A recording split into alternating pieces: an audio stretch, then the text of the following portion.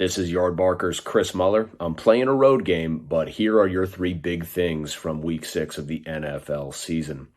The Pittsburgh Steelers made a major statement when they drubbed the Cleveland Browns 38-7.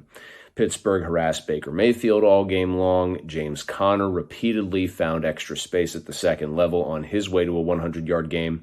Minkah Fitzpatrick also made his presence felt for the first time this year with a pick six that set the Browns in an early 10-0 hole, and Ben Roethlisberger, while his stats weren't gaudy, still made several big plays and great throws when the Steelers needed them.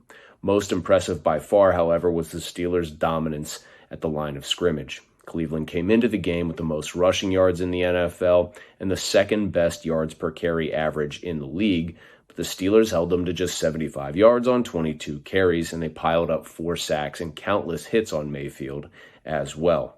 Pittsburgh's now 5-0, and they're headed for a showdown with fellow AFC undefeated Tennessee next week. The Los Angeles Rams are 4-2 after getting beaten soundly by the previously ailing, unsteady, and somewhat left-for-dead 49ers.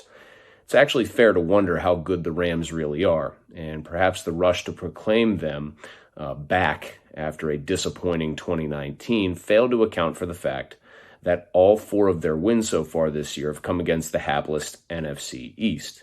The Rams had no answers for San Francisco, and Jimmy Garoppolo flashed his 2019 form looking good and throwing 3 touchdown passes.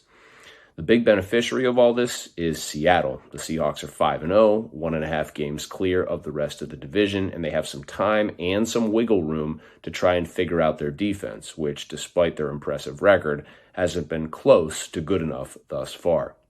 Finally, Tennessee might be the league's villains so far this season, and deservedly so, but head coach Mike Vrabel made one of the most ingenious coaching moves in years against Houston when he intentionally took a 12-men on the field penalty to give the Texans a first down late in the fourth quarter, but crucially saved 40 seconds of game time in the process. Vrabel's common sense gambit paid off. The Titans ended up scoring the game-tying touchdown with 4 seconds left, and then went on to win the game in overtime.